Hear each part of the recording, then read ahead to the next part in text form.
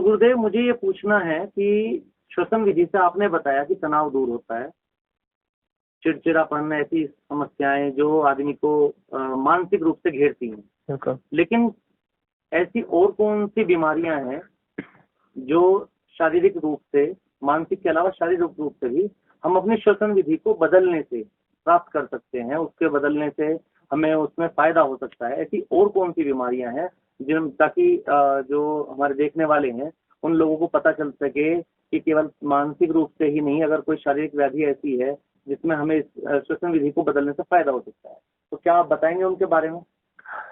देखिए, हमारे श्वास को अगर आप देखें, हमारी श्वास को आप देखें तो इस शरीर का केंद्र मैं कहता हूं, श्वास को मैं शरीर का शासक कहता हूं।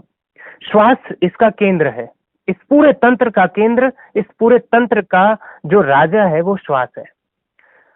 जो कुछ भी यहाँ पे होगा श्वास पहले प्रभावित होगी। यदि बाहर से कोई ऐसी चीज घटी है आपके शरीर में जो विरुद्ध है, जो विपरीत है, जो शरीर के अनुकूल नहीं है, तो आपकी श्वास उल्टी हो जाएगी।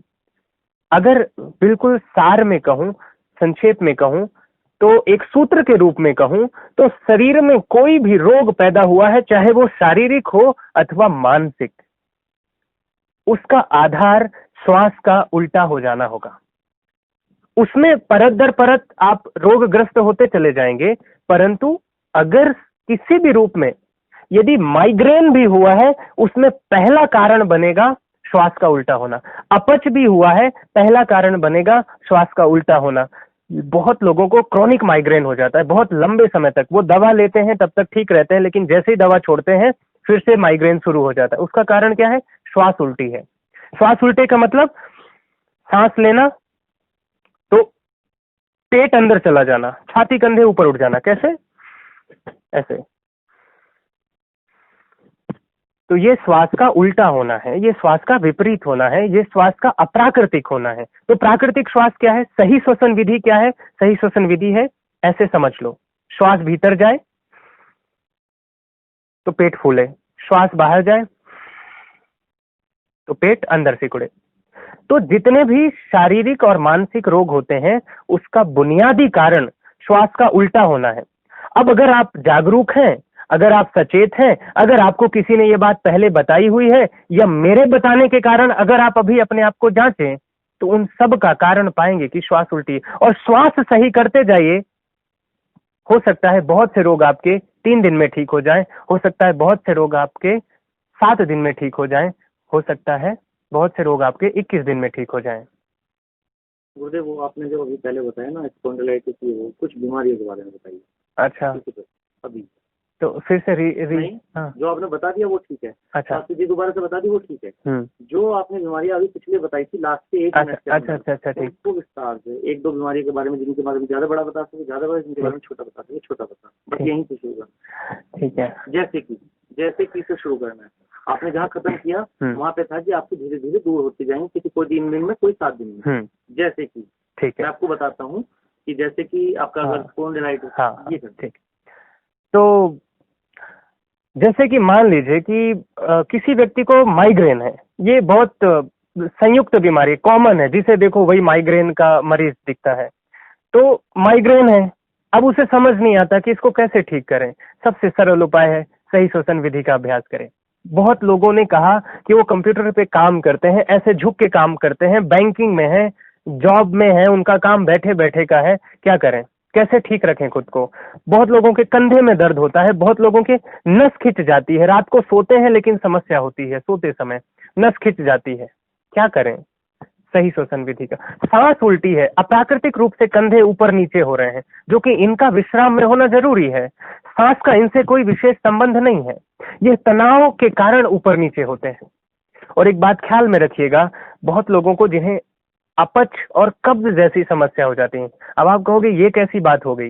ये बिल्कुल स्पष्ट है और वैज्ञानिक बात है कि अगर आपको बार बार कब्ज होता है, अब लोग क्या करते हैं, कब्ज का तात्कालिक उपचार करते हैं, टेम्पररी सॉल्यूशन ढूंढते हैं, एक गोली खाई, कायम चूर्ण खाया और बस आज का आज पेट साफ हो गया। ऐसे कब तक चलेगा? आंतें कमजोर हो जाएंगी, कल से भोजन पचना बंद हो जाएगा, और जो हमारे शरीर में भोजन को पचाने के लिए एंजाइम निकलते हैं वो वो काम नहीं करेंगे ठीक ढंग से, वो निकलेंगे नहीं, क्योंकि सब कुछ गड़बड़ हो रखा है। यह श्वास राजा की तरह है, और राजा अगर गलत हो जाए तो पूरी व्यवस्था, पूरा तंत्र बिगड़ जाता है। श्वास को ठीक रखना है, श्वास ठीक है, एक ना एक दिन शरीर ठीक हो जाएगा, एक ना एक दिन मन ठीक हो जाएगा, एक दिन सब कुछ व्यवस्थित हो जाएगा। तो मैंने कहा कब्ज भी हो सकती है, पाइल्स की समस्या हो सकती है, बवासीर। तो कहेंगे इसका क्या संबंध है इससे, लेकिन बिल्कुल संबंध है। मैंने बहुत लोगों को सिर्फ सही श्वसन विधि के माध्यम से उनका माइग्रेन ठीक हुआ, उनके कंधे का दर्द, सर्वाइकल स्पॉन्डिलाइटिस, ये ठीक हुए हैं। बहुत लोगों को क्रोनिक स्ट्रेस, क्रोनिक एंजाइटी सिर्फ सही श्वसन विधि के माध्यम से उन्होंने ठीक किया। और एक कमाल की बात और बताऊं कि मेरी कक्षा में एक महिला थी, उनको चक्कर आते थे। चक्कर, अभी वो लिखने बैठे तो अक्षर ऐसे हिलते हुए मालूम पड़ते थे, सुबह उठते हैं तो चक्कर आता हुआ मालूम पड़ रहा है। सहज उन्होंने सही श्वसन विधि का अभ्यास किया, हालांकि उसके साथ मैंने कुछ और अभ्यास जोड़े थे, पर बुनियादी रूप से मैंने उन्हें सही श्वसन विधि का अभ्यास कराया, और आपको हैरानी होगी ये जान करके कि वो ठीक हुए।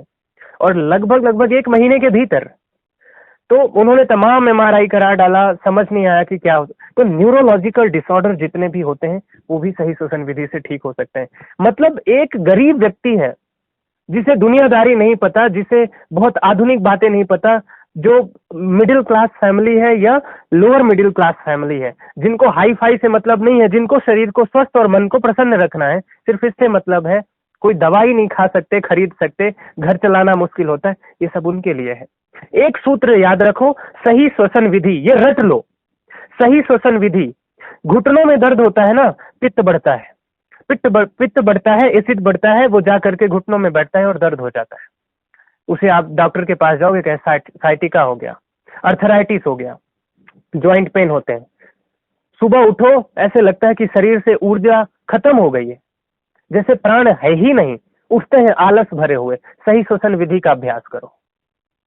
एक सूत्र याद कर लो, ये बुनियादी बात है, आज तक तुम्हें कोई नहीं बताएगा। और एक बात और ख्याल में रखना कि किसी भी प्रकार का कभी भी कोई चाहे प्राणायाम करो, आसन करो, व्यायाम करो, जिम में अभ्यास करो, ख्याल में रखना इस बात को, तो श्वास पहले जांच लेना। ये अनाड़ी लोग जितने कराएंगे उन्हें होश नहीं है, उन्हें पता भी नहीं है, उन्हें खबर भी नहीं है। सीधे कहेंगे चलो कपालभाति करो। अरे सांस ही उल्टी है तो कपालभाति कहां से करोगे? सांस ही उल्टी है तो अनुलोम विलोम कहां से करोगे? ये सब बाद के हैं। अरे काखा गागा तुम्हारा सही नहीं हुआ तो बाकी के अभ्यास कैसे हो सकते हैं? पहले काखा गागा तो सीखो, पहले शब्द और अक्षर बनाना तो सीखो। बुनियाद क्या है? नींव ही गलत हो जाए महल बिगड़ जाएगा। नींव ठीक करनी है, और नींव क्या है ठीक? देखो, सहजता से चले, बिल्कुल प्रसन्न रहेगा चेहरे में, एक अलग चीज, एक अलग रौनक रहेगी अगर हमने इसको ठीक ढंग से अभ्यास किया है। तो क्या कैसे होने चाहिए? छाती कंधों से कोई मतलब नहीं है। सही श्वसन विधि का अभ्यास बैठ के करो, लेट के करो, चलते चलते करो, खड़े होके करो, जैसे मर्जी करो। सांस 24 घंटे चलती है, ठीक है? तो इसका अभ्यास करना और फिर इसके बारे में बताना।